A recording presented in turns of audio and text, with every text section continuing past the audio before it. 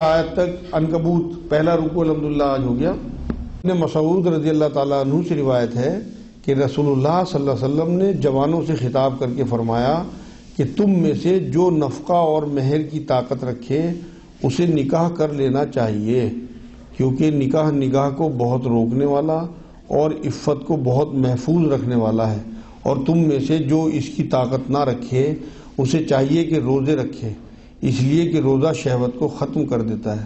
صحیح بخاری صحیح مسلم شریف کی حدیث پاک ہے۔ تو یہاں اس حدیث سے آپ کو دو باتیں ظاہر ہوتی ہیں کہ ایک تو مہر کی طاقت، مہر کے بارے میں روایتوں میں بات آئی ہے کہ اگر کسی کے پاس لوہے کا چھلا بھی ہو اور اگر کچھ بھی نہ ہو تو وہ چند آیتیں ہی عورت کو یاد کرا دے تو اس کے بعد بھی مہر کا معاملہ ہو جائے گا، لیکن نان نفقہ ضروری ہے، اس کی اتنی کمائی ہونی چاہیے کہ جو دوسرے کی بچی کو لا رہا ہے اس کی تمام ضروریات زندگی کی وہ پوری کر سکے۔ اگر نان نفقہ نہیں اٹھا سکتا تو پھر اسے نکاح نہیں کرنا چاہیے۔ مطلب واجبات میں سے ہے نان نفقہ اٹھانا۔ عورت کے اوپر کوئی ذمہ داری اللہ نے نہیں ڈالی، کلام پاک میں مرد کو قوام کہہ کے تمام ذمہ داریاں مرد پہ ڈالی گئی ہیں۔ یہ اس کی وضاحت بھی کر دی اسی آیت میں کہ قوام کیوں کہا اللہ نے، کیونکہ یہ محنت کر کے مال کما کے اپنے گھر کو چلاتے ہیں۔ تو نان نفقہ دینا واجب ہے۔ اگر کسی کے اندر اتنی ہمت نہیں ہے تو پھر وہ شادی نہ کرے بلکہ روزے رکھے۔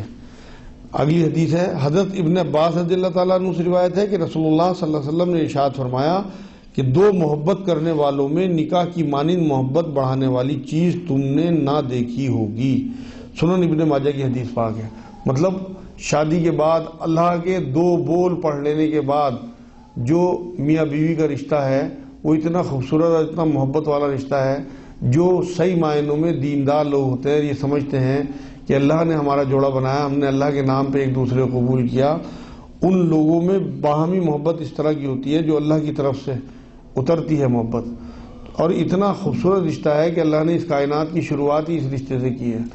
تو یہاں وہی بات کہ تمام دنیا کی محبتوں میں سب سے اعلیٰ محبت میاں بیوی کی محبت ہے، اگر وہ پاک دامنی کے ساتھ اللہ رب العزت پہ یقین کر کے کہ ہم اللہ کے نام پہ اکٹھے ہوئے تب ایک دوسرے کے ساتھ دیں۔ حضرت جابر رضی اللہ تعالیٰ عنہ سے روایت ہے کہ رسول اللہ صلی اللہ علیہ وسلم نے فرمایا کہ تم میں سے کوئی شخص جب کسی عورت کو پیام بھیجنے کا ارادہ کرے تو اگر وہ اس کا چہرہ مہرہ دیکھ سکے تو دیکھ لے۔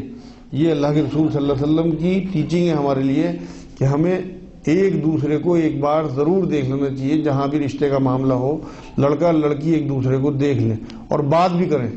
کوئی کسی کے اوپر بعد میں الزام نہ لگائے کہ یہ لڑکی حقلی تھی یا یہ تو لڑکا حقلا تھا یا ہم سے دھوکہ کیا گیا گنگا تھا، تو وہ تمام تر چیزیں ختم ہو جاتی ہیں۔ ایک بار لڑکا لڑکی دیکھ لیں اور اس کے بعد پھر دونوں کو حق ہے کہ وہ ہاں کر دیں یا منع کر دیں۔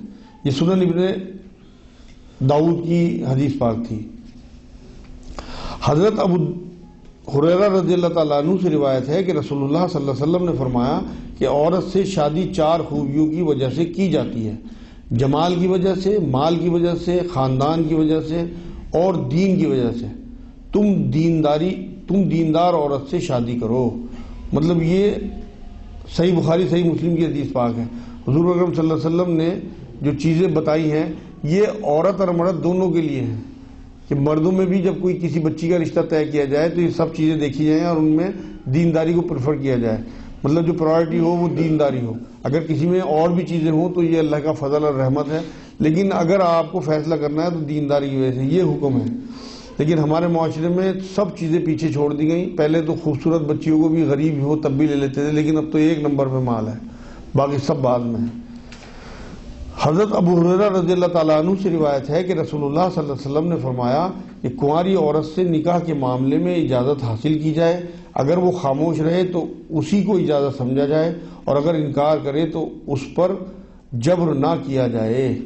مطلب اگر وہ خاموش رہے تو اسے مانا جائے کہ یہ اس کی اجازت ہے، لیکن انکار جو ہے اس کے بارے میں جو بزرگان دین ہیں انہوں نے یہ بات لکھی ہے کہ وہ اسے صراحتاً منع کرنا پڑے گا، زور سے منع کرنا پڑے گا کہ میں تیار نہیں ہوں اس نکاح کے لیے۔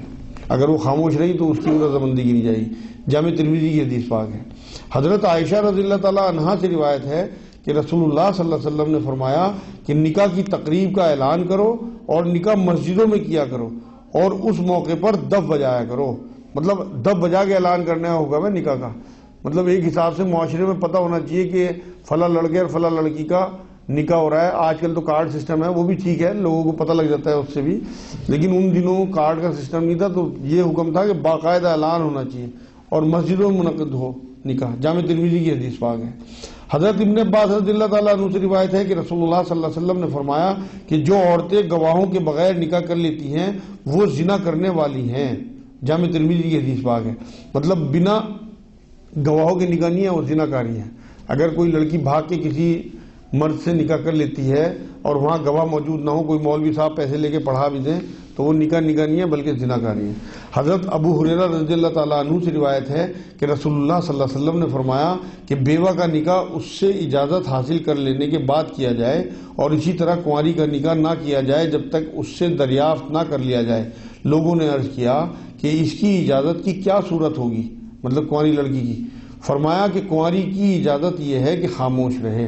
مطلب اگر وہ نئی بھی شرم میں ہاں کر رہی، تو اگر وہ خاموش ہے تو اس کی خاموشی کو ہی اس کی ہاں سمجھی جائے گی. صحیح بخاری صحیح مسلم کی حدیث پاک ہے. حضرت موقل بن یسار رضی اللہ تعالیٰ عنہ سے روایت ہے کہ رسول اللہ صلی اللہ علیہ وسلم نے فرمایا کہ تم اس عورت سے نکاح کرو جو شوہر سے محبت کرنے والی، زیادہ بچے جننے والی ہو، اس لیے کہ میں تمہاری کثرت پر دوسری امتوں کے مقابلے میں فخر کروں گا.